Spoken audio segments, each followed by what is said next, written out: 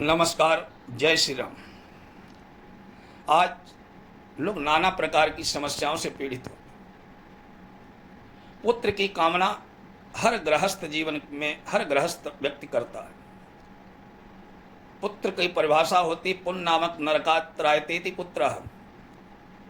जो हमें पुण्य नामक नरक से तार दे उसे कहते हैं पुत्र।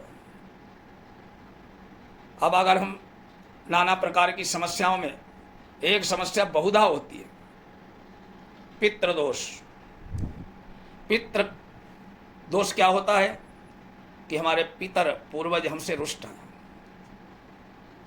जिन आत्माओं का अंतिम संस्कार विधिवत नहीं हुआ, अकाल मौत हुई है, ऐसे लोग जिनकी गति नहीं हुई है वो प्रेत योनि को प्राप्त करते हैं।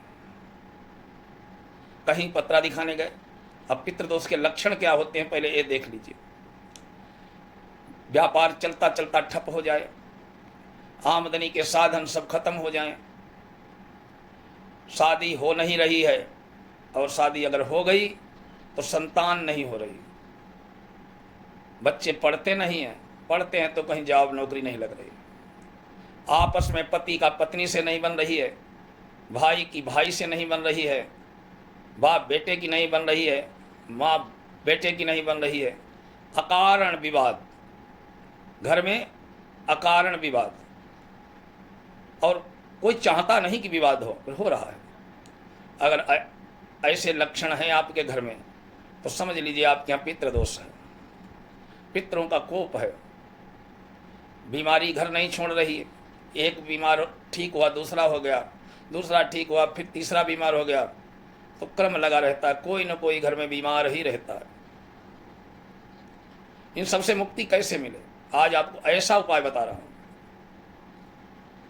कि जिसमें बिना कुछ किए पितरों को शांत किया जाता है, पितरों का आशीर्वाद प्राप्त किया जा सकता है।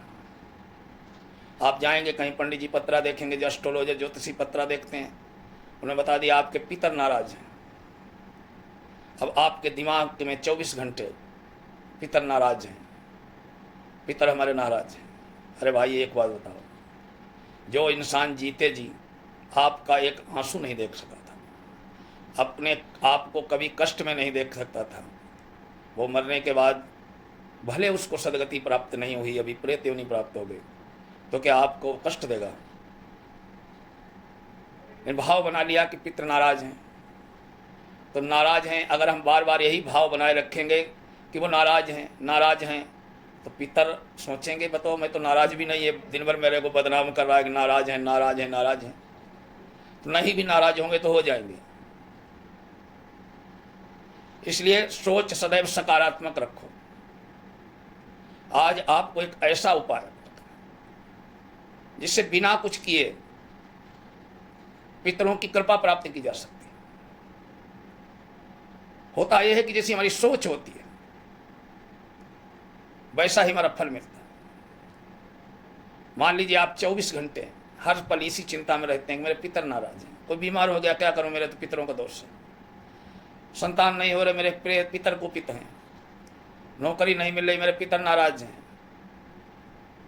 तो नहीं होंगे तब भी हो जाएंगे। इसलिए आज आपको एक ऐसा सरल उपाय बता रहा हूं, कुछ नहीं करना, पितरों को तो जल देते हो देते रहो। कहीं पिंडारा पिहोवा कुरुक्षेत्र गया जी बद्रीनाथ में जाकर पिंडदान कराना कराओ, ये कर्तव्य है पूर्वजों के निमित्त हमें पुण्य कर्म करने का। लेकिन आपको एक अलग से क्या काम करना है, ये भाव रखो कि हमारे ऊपर पितरों की बहुत कृपा है, हमारे पितर महाराज की अनंत कृपा है। आज मैं जो कुछ भी हूँ अपने पितरों की कृपा आशीर्वाद से। लगातार यही चिंतन करो, पूरा परिवार यही चिंतन करो। आप अपने इष्ट की घर में किसी न किसी देवता की पूजा करते हैं